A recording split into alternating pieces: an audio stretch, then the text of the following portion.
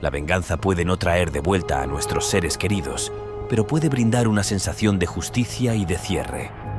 La venganza es un concepto poderoso y controvertido que ha cautivado la imaginación humana durante siglos. En este video, profundizamos en las impactantes historias de 10 padres que se vengaron de los asesinos de sus hijos. Impulsados por el dolor y el deseo de justicia, estos padres hicieron todo lo posible para garantizar que los responsables de la muerte de sus hijos afronten las consecuencias. Desde perseguir a asesinos en serie hasta enfrentarse a gánsteres notorios, estos padres se convirtieron en los vengadores definitivos. Número 1. Rodríguez. En un mundo plagado de violencia y corrupción, la determinación inquebrantable de una madre la llevó por un camino de justicia y venganza. Esta es la increíble historia de Miriam Rodríguez, una mujer que dedicó su vida a encontrar a los asesinos de su hija. Todo comenzó un fatídico día de enero de 2014. Karen Rodríguez, una joven con toda la vida por delante, fue secuestrada por el famoso cártel de los Zetas. La familia de Karen, desesperada por salvarla, siguió las exigencias de los secuestradores e incluso se reunió con un miembro del cártel que prometió ayudar a encontrarla a cambio de un precio. Pero fueron engañados. Los restos de Karen fueron descubiertos en un rancho abandonado, dejando a su familia devastada y en busca de justicia. Miriam Rodríguez, una madre afligida que se convirtió en activista, tomó el asunto en sus propias manos. Se transformó, cambió su apariencia y adoptó varios disfraces para recopilar nombres y direcciones de los responsables de la muerte de su hija. En un acto de valentía, Miriam incluso capturó a un miembro de un cártel que vendía rosas en la calle con una pistola en la garganta. Exigió respuestas y dejó en claro que no se detendría ante nada para llevar a los asesinos de su hija ante la justicia. Su historia ganó la atención y la admiración de su comunidad. Creó un grupo de familias cuyos seres queridos habían desaparecido, brindándoles apoyo y esperanza ante la tragedia. Juntos lucharon por la justicia y exigieron respuestas de las autoridades. Uno por uno, Miriam fue dando caza a los miembros del cártel que habían acabado con la vida de su hija. Los métodos de Miriam eran poco ortodoxos, pero estaban impulsados por el amor de una madre y un ardiente deseo de justicia. Sin embargo, las acciones vengativas de Miriam tuvieron consecuencias desafortunadas. Mientras continuaba su persecución, el cártel tomó represalias y atacó a Miriam y a su familia, quienes se convirtieron en víctimas de amenazas, intimidación y violencia. La incesante búsqueda de justicia de Miriam había puesto en grave peligro su propia vida y la de sus seres queridos. A pesar de los riesgos y el costo personal que esto le impuso, Miriam se mantuvo firme. Creía que sus acciones eran necesarias para honrar la memoria de su hija y garantizar que ningún otro padre sufriera el mismo destino. Finalmente, el cártel la mató, pero su legado sigue vivo. Su hijo Luis se hizo cargo del grupo y continuó la lucha por la justicia. Se comprometió a continuar el legado de su madre y a garantizar que ninguna otra familia sufriera el mismo destino. Su determinación y coraje inquebrantables la convirtieron en una heroína en su ciudad natal. En la plaza central se encuentra una placa de bronce que rinde homenaje a su legado y recuerda a todos el poder del amor de una madre y la fortaleza del espíritu humano. Miriam Rodríguez, una mujer que dedicó su vida a encontrar a los asesinos de su hija, será recordada por siempre como un símbolo de coraje y resiliencia. Número 2. Los Gallos. Era un día soleado de julio de 2000 cuando el mundo de Eduardo Gallo se hizo añicos. Su amada hija Paola fue secuestrada de su casa el fin de semana en Tepoztlán, México. Los criminales exigieron un rescate de $18, más de 3 millones de pesos mexicanos, y Eduardo, desesperado por salvar a su hija, hizo todo lo posible por cumplir sus exigencias. Pero la tragedia llegó cuando se descubrió el cuerpo sin vida de Paola, dejando a Eduardo consumido por el dolor y un deseo ardiente de justicia. Ella fue encontrada en un auto abandonado cerca del punto de entrega del rescate, junto a otros 3 hombres muertos. La policía comenzó a investigar el caso de inmediato, pero no logró grandes avances. Frustrado por la falta de avances en la investigación oficial, Eduardo adoptó un enfoque poco ortodoxo para llevar a cabo su venganza. tomó una decisión que cambió su vida. Cerró su exitosa firma de consultoría para embarcarse en una búsqueda incesante de la verdad. Se sumergió en el submundo criminal, recopilando información y estableciendo contactos con personas que podrían ayudarlo a rastrear a los perpetradores. Eduardo se convirtió en un justiciero que operaba fuera de los límites de la ley para hacer justicia a su manera. A medida que se acercaba a la verdad, su determinación se hacía más fuerte. Planeó meticulosamente su venganza, reuniendo pruebas y construyendo un caso contra los responsables de la muerte de su hija. Las acciones de Eduardo estuvieron motivadas por una mezcla de dolor, ira y un deseo ardiente de proteger a otras familias de sufrir el mismo dolor. Cuando llegó el momento, Eduardo ejecutó su plan. Con precisión y determinación, se enfrentó a los asesinos, asegurándose de que asumieran las consecuencias de sus acciones. Con la ayuda de la policía, Eduardo organizó una operación de vigilancia que condujo al arresto de Francisco Zamora Arellano, el hombre responsable de la muerte de Paola. En un giro impactante de los acontecimientos, Arellano confesó el crimen, lo que dio un cierre a la historia para Eduardo y su familia. Sin embargo, las consecuencias de la venganza de Eduardo fueron de gran alcance. Sus acciones tuvieron un profundo impacto en su propia vida y en la de quienes lo rodeaban. La línea entre la justicia y la venganza se desdibujó, y Eduardo se vio obligado a lidiar con las implicaciones morales de sus decisiones.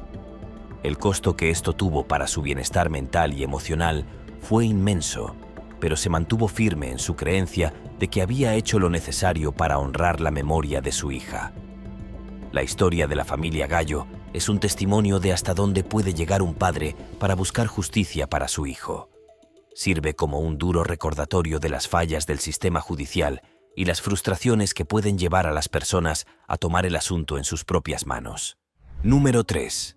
Marianne Bachmeier, una mujer llevada al límite por una tragedia inimaginable. El mundo de Marianne se hizo añicos cuando su hija de 7 años, Ana, fue víctima de un crimen atroz. Enfrentada al monstruo responsable de la muerte de su hija, Marianne tomó el asunto en sus propias manos y desató una lluvia de balas en un tribunal. Pero sus acciones la llevarían a ser juzgada por el asesinato del asesino de su hija. La idílica vida de la familia Bachmeier se hizo añicos cuando su hija Ana desapareció.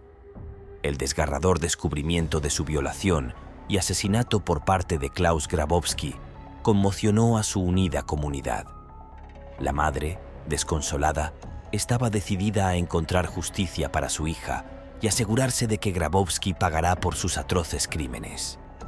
Marianne Bachmeier, la madre de Ana, se embarca en una incansable búsqueda para encontrar al asesino de su hija. Se negó a dejar que el dolor la consumiera y canalizó su dolor en una incansable búsqueda de justicia. Investigó incansablemente los antecedentes de Grabowski, indagó en su pasado y descubrió un rastro de violencia y abuso. Armada con este conocimiento, Marianne ideó un plan para enfrentarse a Grabowski y asegurarse de que asumiera las consecuencias de sus acciones. La venganza de Marianne dio un giro dramático cuando asistió al juicio de Grabowski.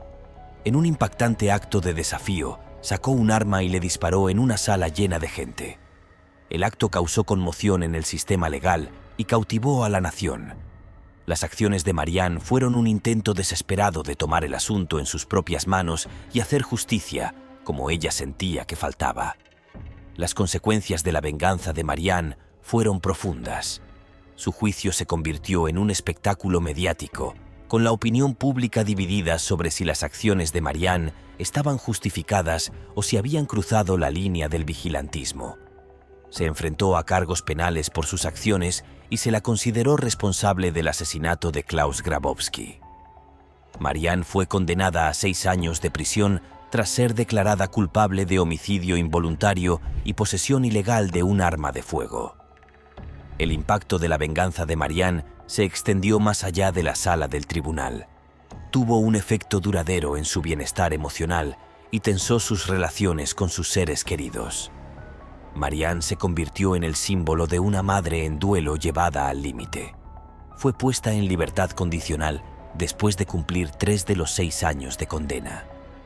Después de su liberación, Bachmeier se mudó al extranjero pero finalmente regresó a su país natal, Alemania. Le diagnosticaron cáncer de páncreas justo antes de abandonar el país. En 1996 murió de cáncer y fue enterrada junto a su amada hija. Número 4. Los Terry. El mundo de la familia Terry se puso patas arriba cuando Van Terry recibió la devastadora noticia de que su hija, Cherelda Terry, se había convertido en víctima del famoso asesino en serie de Ohio, Michael Madison. El dolor y la pena que invadieron su corazón eran inimaginables. Pero ese fatídico día en el tribunal encontró la fuerza para enfrentarse al hombre responsable de la muerte prematura de su hija. Su voz temblaba con una mezcla de ira, dolor y determinación. Habló directamente desde el corazón, expresando el profundo impacto que la pérdida de su hija había tenido en su familia. Las palabras de Van Terry estaban llenas de emoción cruda mientras se enfrentaba al hombre que le había arrebatado a su amada hija. Hizo una pausa y volvió la mirada hacia el hombre que estaba sentado detrás de la mesa de la defensa, Michael Madison. Sin previo aviso, Van Terry se liberó de las ataduras del dolor y se lanzó hacia el asesino convicto. Saltó sobre la mesa, impulsado por una necesidad abrumadora de enfrentarse al hombre que había alterado para siempre la vida de su familia. La sala del tribunal estalló en caos mientras los agentes y los espectadores se apresuraban a reaccionar en medio de la conmoción. La intensidad del momento era palpable mientras el enfrentamiento entre Van Terry y Michael Madison se desarrollaba ante los ojos atónitos de los presentes. Madison y otras personas en la sala del tribunal se apresuraron a buscar un lugar seguro, con sus rostros marcados por la conmoción y la incredulidad. La escena era un caos, una colisión de emociones y la cruda realidad del dolor de un padre afligido. Madison, aparentemente ileso, permaneció en su asiento, un escalofriante recordatorio de los crímenes atroces que había cometido. Tras el caótico estallido, la sala recuperó la calma y la audiencia de sentencia continuó. La jueza de primera instancia del condado de Cuyahoga, Nancy McDonnell, impertérrita ante la interrupción, continuó con el procedimiento. Finalmente, aceptó la recomendación del jurado y condenó a Michael Madison a muerte por los asesinatos de 2013.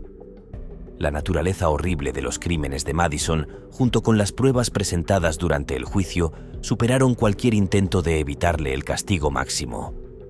Las familias de las víctimas, incluido Van Terry, encontraron consuelo en el hecho de que se había hecho justicia. Número 5.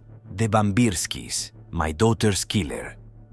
Es un conmovedor documental sobre un crimen real que trata sobre la muerte repentina de una niña cuyo padre se negó a aceptar que su hija muriera en circunstancias normales. Esta historia de justicia y venganza te llevará a un viaje a través de décadas de angustia, determinación y, en última instancia, la búsqueda de la justicia. En la tranquila ciudad de Lindau, Alemania, la familia Bambersky llevaba una vida aparentemente idílica. Andrei Bambersky, un padre cariñoso, y su esposa, Dani, adoraban a su hermosa hija, Kalinka, pero no sabían que sus vidas estaban a punto de verse destruidas por un encuentro casual con un hombre que se convertiría en su peor pesadilla.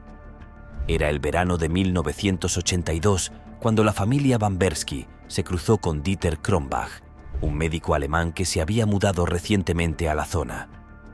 Kronbach, con su actitud encantadora y su reputación profesional, se ganó rápidamente la confianza de la comunidad.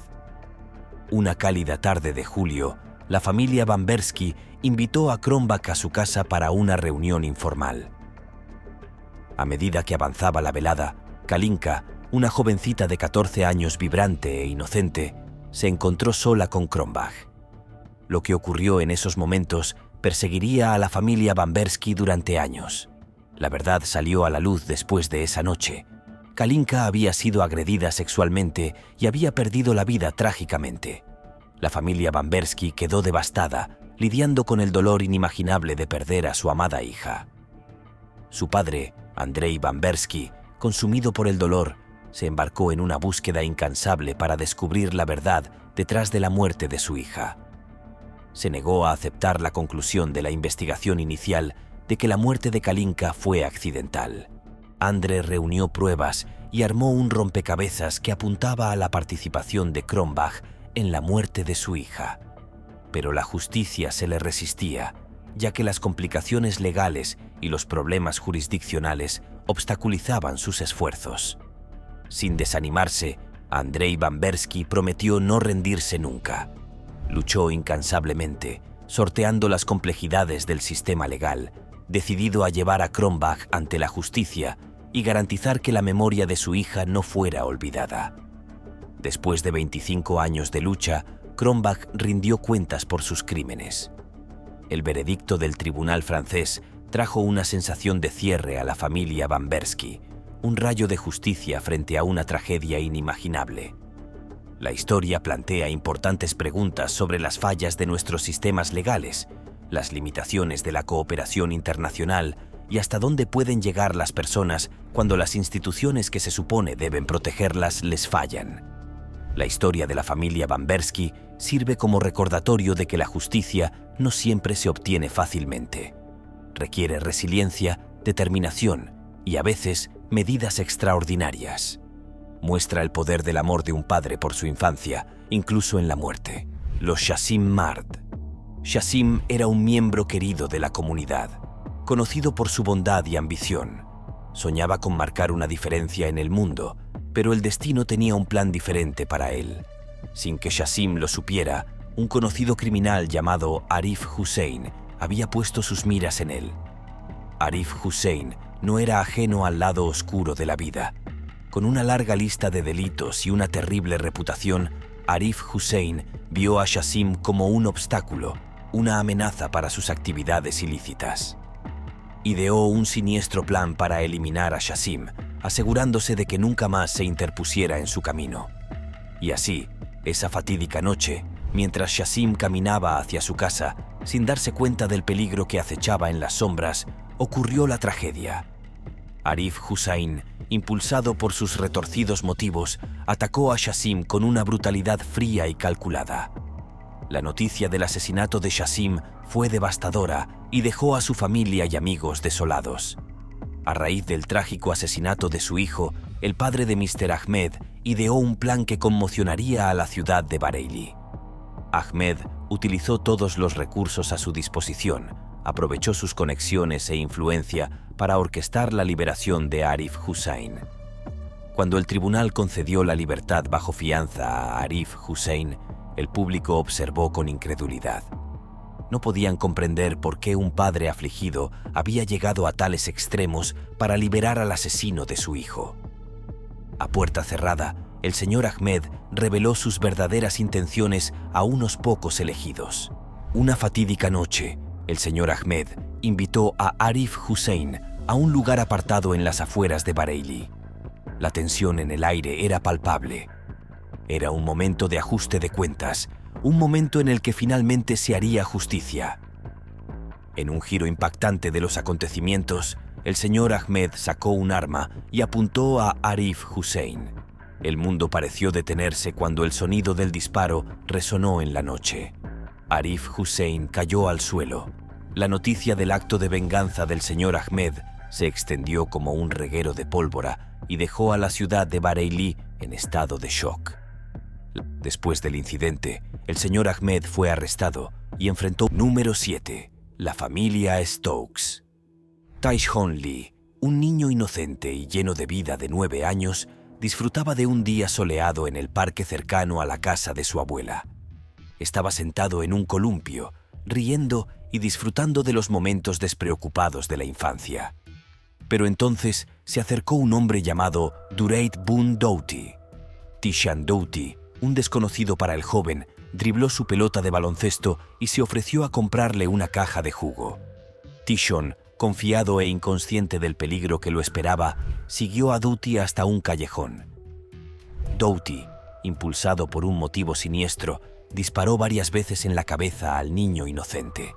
A corta distancia, la noticia de la trágica muerte de Tishan llegó rápidamente a su familia. El reverendo Michael Pfleger, un sacerdote católico romano que presidió la misa fúnebre del niño, describió la escena como uno de los actos más atroces que había presenciado. El asesinato de Tayshaun atrajo la atención de los medios nacionales y puso de relieve la continua guerra entre bandas que asolaba las calles de Chicago. Los investigadores pronto descubrieron que Tayshaun había sido ejecutado por miembros de una banda como mensaje a su padre, Pierre Stokes, que supuestamente era miembro de una banda rival. El motivo del asesinato de Tayshaun se basaba en un ciclo de violencia que había consumido la ciudad durante años. Stokes, devastado por la pérdida de su hijo, pronto se encontraría buscando venganza. Meses después de la muerte de Tayshaun, Stokes se encontró con la novia de Dute y sus dos sobrinos adultos. Impulsado por el dolor y la ira, Stokes la miró fijamente, la amenazó y disparó 6 tiros. Fue un acto de justicia por mano propia, un intento desesperado de vengar el asesinato de su hijo. La fiscal estatal adjunta Melanie Matías dejó en claro durante el juicio de Stokes que la justicia callejera no es la respuesta. Después de horas de deliberación, un jurado del condado de Cook declaró a Pierre Stokes culpable de intento de asesinato, agresión agravada con arma de fuego y un cargo de posesión de arma de fuego en relación con el triple tiroteo.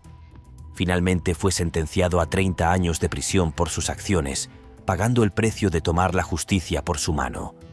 La opinión pública en torno a su caso estaba dividida. Algunos lo veían como un héroe y otros como un justiciero. Número 9. Los Nicholson. En un tranquilo pueblo asolado por la tragedia, la vida de Daniel Nicholson II se convirtió en una pesadilla. Todo comenzó con la desgarradora pérdida de su hijo de 17 años, Kasir Gambill. En diciembre de 2020, Kasir fue asesinado trágicamente a tiros, dejando a su familia desconsolada y consumida por el dolor. Pero nadie se imaginaba que esta pérdida inesperada desencadenaría un peligroso camino de venganza. El dolor de perder a un hijo es indescriptible y para Danny Nicholson fue insoportable. En busca de justicia para su hijo, Danny Nicholson se embarcó en un camino de venganza, apuntando a aquellos que él creía que eran responsables de la muerte prematura de Cassia. La pandilla conocida como los 5 o los 5-4 se convirtió en el foco de la ira de Nicholson. Él creía que estaban relacionados con la muerte de su hijo y estaba decidido a hacerlos pagar. En marzo de 2021, Nicholson mató a 2 miembros de la pandilla, Maurice Buckley y Jason 500 Wells. Otras 3 personas resultaron heridas durante el tiroteo. Esto ocurrió después de que él se lanzara a disparar a toda la comunidad sin importarle las consecuencias. La policía logró detener a Nicholson después del tiroteo en el bar y su misión de venganza finalmente llegó a su fin. El dolor y la pérdida que experimentaron las familias de Maurice Buckley y Jason 500 son inmensurables y dejan un vacío que nunca podrá llenarse. Posteriormente, Nicholson fue acusado de 2 cargos de asesinato en 3er grado y otros cargos. Durante el juicio, la sala del tribunal se llenó de emociones crudas mientras sus seres queridos hablaban, algunos pidiendo clemencia, mientras que otros exigían justicia. El juez del condado de Erie, Daniel Bravender, reconociendo la gravedad del crimen, dictó una sentencia de 45 a 90 años en prisión estatal. La comunidad ahora puede encontrar consuelo al saber que Nicholson estará tras las rejas, lo que garantizará su seguridad. Aunque muchos sintieron empatía por el padre afligido, la mayoría de la gente creyó que Nicholson fue demasiado lejos en su búsqueda de venganza. Las cicatrices que dejó este impactante incidente permanecerán para siempre. Número 10. La trágica historia de la familia Torres Félix. Torres está entrelazada con el peligroso mundo de los cárteles de la droga y el impacto devastador que tuvo en sus vidas. Su conexión personal con un cártel mexicano que mató a su hijo Anastasio condujo a una incansable búsqueda de venganza que duró años y afectó a cientos de personas. Manuel Torres Félix, también conocido como 1051, era conocido por sus tácticas meticulosas y su control sobre el cártel de Sinaloa. Después de que arrestaran a su hermano mayor, manejó su papel como capo de la droga a la perfección, pero pasó de líder del cartel a asesino en masa. La tragedia golpeó cuando asesinos de un cartel mexicano emboscaron y asesinaron brutalmente a un joven llamado Anastasio Torres Acosta. Anastasio no era un joven cualquiera, era el hijo del infame líder del cártel de Sinaloa, 1051, Con la devastadora pérdida de su hijo, el mundo de 1051 quedó sumido en la oscuridad. Sabía que su hijo había sido asesinado como un mensaje para él y estaba completamente preparado para responder a este mensaje. Nadie estaba a salvo de su ira mientras perseguía a todos los miembros del cártel rival. Localizó y mató al líder del cártel rival que ordenó el asesinato de su hijo. Comenzaron las represalias y nadie estaba a salvo en ambas organizaciones. Según se informa, 1051 mató a más de 30 personas, incluidos agentes de la ley. También ordenó a sus hombres que mataran a cientos más. Las acciones de 1051 estuvieron motivadas por una mezcla de amor por su hijo y la necesidad de desmantelar el cártel responsable de su asesinato. En octubre de 2012, fue asesinado durante un enfrentamiento con las autoridades en Oso Viejo, en Culiacán.